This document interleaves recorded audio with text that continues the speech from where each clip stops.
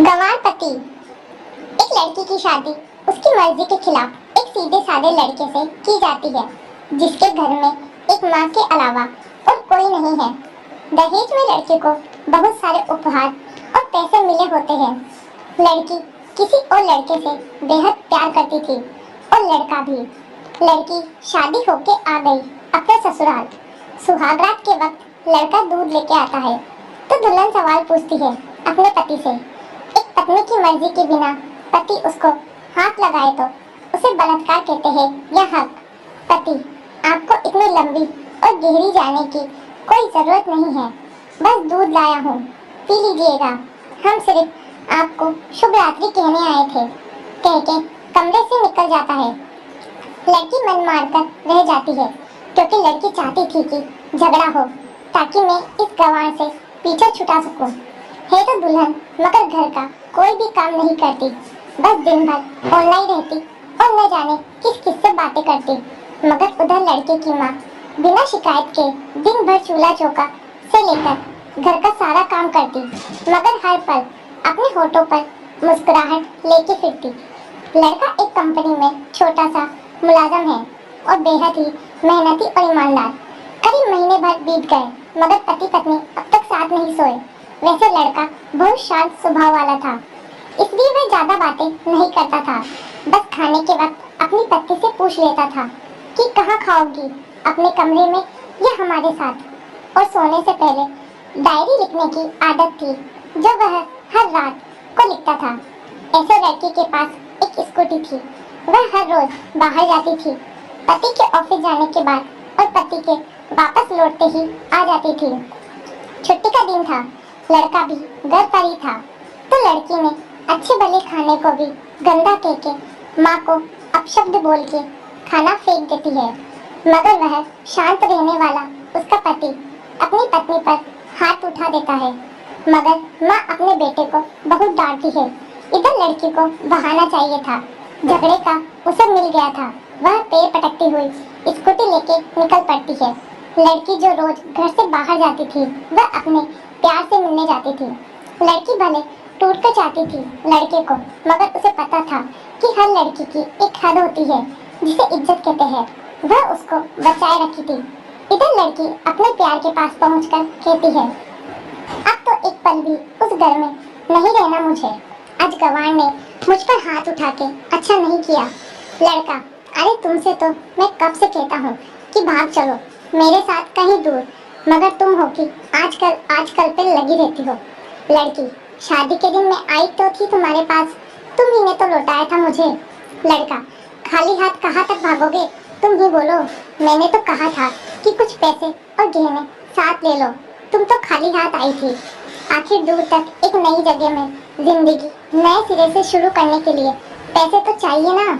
लड़की, तुम्हारे और मेरे प्यार के बारे में जानकर मेरे घर वालों ने बैंक के पासबुक, एटीएम में पड़े गहने तक रख लिए थे, तो मैं क्या लाती अपने साथ। हम दोनों मेहनत करके कमा भी तो सकते थे।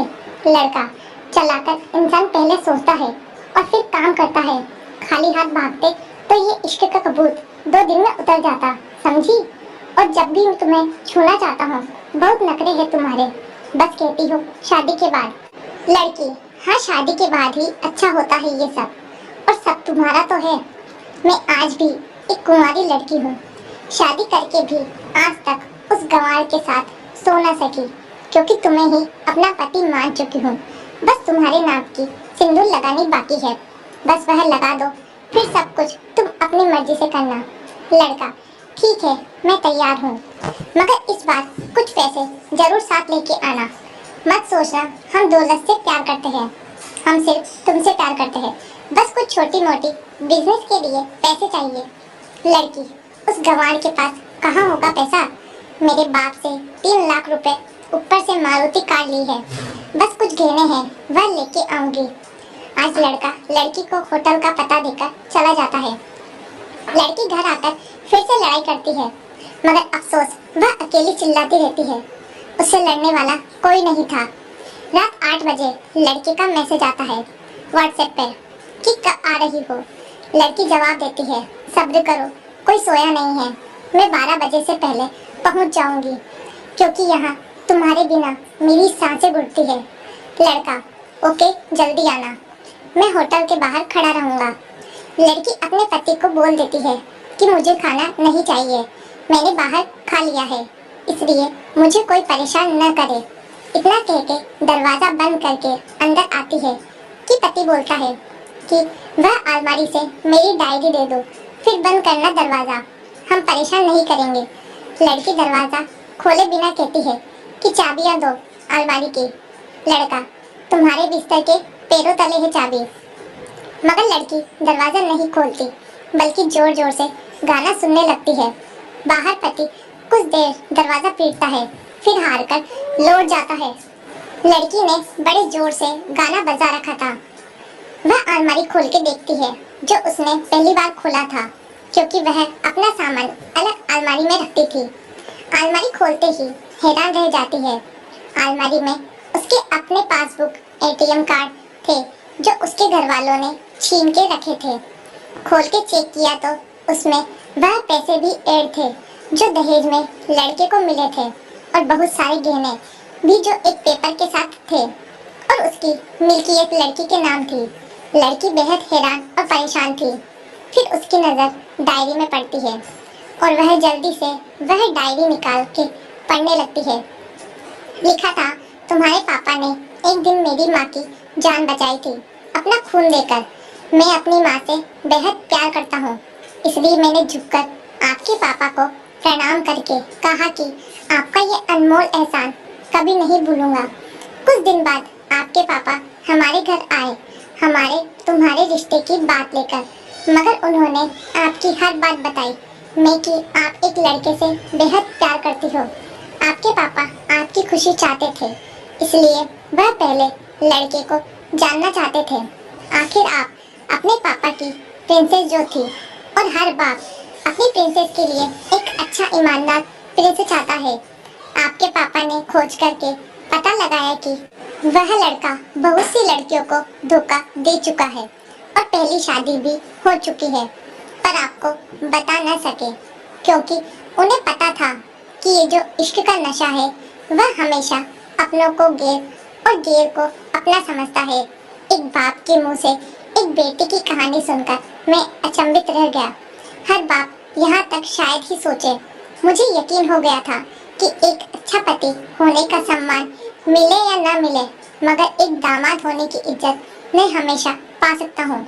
मुझे दहेज में मिले सारे पैसे मैंने तुम्हारे अकाउंट में कर दिए, और तुम्हारी घर से मिली गाड़ी आज भी तुम्हारे घर पे है, जो मैंने इसलिए भेजी ताकि जब तुम्हें मुझसे प्यार हो जाए तो साथ चलेंगे कहीं दूर घूमने। दहेज, इस नाम से नफरत है मुझे, क्योंकि मैंने दहेज में अपनी बहन और बाप को खोया है। मेरे बाप के अंतिम शब्द भी यही थे कि किसी बेटी के बाप से कभी 1 रुपया न लेना, मर्द हो तो कमा के खिलाना, तुम आज़ाद हो, कहीं भी जा सकती हो। डायरी के बीच पन्नों पर तलाक के पेपर है, जहां मैंने पहले ही साइन कर दिए हैं। जब तुम्हें लगे कि अब इस गवार के साथ नहीं रहना है, तो साइन करके कहीं भी अपनी सारी चीजें लेके जा सकती हो। लड़की हैरान थी, परेशान थी। न चाहते हुए भी गंवार के शब्दों ने दिल को छुआ था। न चाहते हुए भी गंवार के अनदेखे प्यार को महसूस करके पलकें नम हुई थी। आगे लिखा था, मैंने तुम्हें इसलिए मारा क्योंकि आपने माँ को गाली दी, और जो बेटा खुद के आगे माँ की बेइज्जती होते सहन कर जाए, फिर वह बेटा कैसा। कल आपके भी बच्चे होंगे, चाहे किसी के साथ भी हो, तब महसूस होगी माँ की महानता और प्यार। आपको दुल्हन बना के हम सफर बनाने लाया हूँ, जबरदस्ती करने नहीं। जब प्यार हो जाए तो भरपूर वसूल कर लूंगा आपसे। आपकी हर गुस्ताखी का बदला हम शिद्दत से लेंगे। हम आपसे, अगर आप मेरी हुई तो बेपनाह मोहब्बत करके, किसी और की हुई तो आपके हक में दुआएं मांग के। लड़की का फोन बज रहा था, जो वाइब्रेशन मोड पे था। लड़की अब दुल्हन बन चुकी थी। पलकों से आंसू गिर रहे थे। सिसकते हुए जाने कब सो गई पता नहीं चला। सुबह देर से जागी, तब तक गंवार ऑफिस जा चुका था। पहले नहा धोकर साड़ी पहनी, लंबी सी सिंदूर डाली अपनी मांग में, फिर मंगलसूत्र, जबकि पहले एक टीकी जैसी साइड पे सिंदूर लगाती थी ताकि कोई लड़का ध्यान न दे। मगर आज 10 किलोमीटर से भी दिखाई दे ऐसी लंबी और गाढ़ी सिंदूर लगाई थी दुल्हन ने। फिर किचन में जाके सासू माँ को जबरदस्ती कमरे में लेके तैयार होने को कहती है और अपने गंवार पति के लिए थोड़े नमकीन, थोड़े हलवे और चाय बना के अपनी स्कूटी में सासू माँ को जबरदस्ती बिठाकर, जबकि कुछ पता ही नहीं है उनको कि बहू आज मुझे कहाँ ले जा रही है, बस बैठ जाती है। फिर रास्ते में सासू माँ को पति की ऑफिस का पता पूछकर ऑफिस पहुँच जाती है। पति हैरान रह जाता है पत्नी को इस हालत में देखकर। पति, सब ठीक तो है ना माँ? मगर माँ बोलती है इससे पहले पत्नी गले लगाकर कहती है कि अब सब ठीक है, I love you forever. Office के लोग सब खड़े हो जाते हैं तो दुल्हन कहती है कि मैं इनकी धर्मपत्नी हूँ, बनवास गई थी, सुबह लौटी हूँ, अब 1 महीने तक मेरे पतिदेव ऑफिस में दिखाई नहीं देंगे। ऑफिस के लोग, दुल्हन, क्योंकि हम लंबी छुट्टी पर जा रहे। साथ साथ पति, पागल दुल्हन, आपकी सादगी और भोलेपन ने बनाए हैं। सभी लोग तालियां बजाते हैं और दुल्हन फिर से लिपट जाती है अपने गंवार से, जहां से वह दोबारा कभी भी छूटना नहीं चाहती। बड़े कड़े फैसले होते हैं कभी कभी हमारे अपनों के, मगर हम समझ नहीं पाते कि हमारे अपने हमारी फिक्र खुद से ज्यादा क्यों करते हैं। माँ बाप के फैसलों का सम्मान करें, क्योंकि ये दो ऐसे मानव हैं जो आपको हमेशा दुनियादारी से ज्यादा प्यार करते हैं। तो दोस्तों, आपको ये कहानी कैसी लगी? वीडियो अच्छी लगी तो प्लीज चैनल को लाइक और सब्सक्राइब जरूर कीजिएगा। Thank you.